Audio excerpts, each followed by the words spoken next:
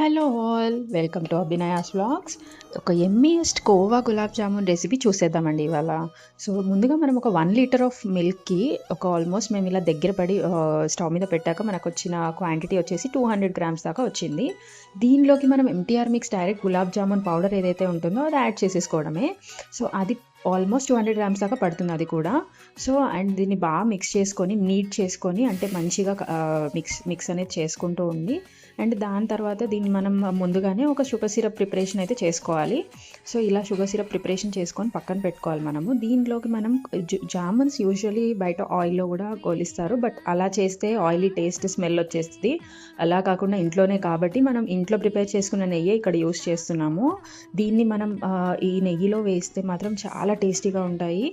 So ఈ నెయ్యిలో గొలిచి almost మనకి రెడ్డిష్ బ్రౌన్ కలర్లోకి మారుతూ ఉండగా మనం ఇంకా తీసేసుకోవాలి. అండ్ ముందుగా మనం ప్రిపేర్ చేసుకున్న షుగర్ సిరప్లోకి ఒక 1 మినిట్ అలా పక్కన పెట్టుకున్నాక యాడ్ చేసుకుంటే అద్రిపోయే టేస్ట్ వచ్చేస్తుంది.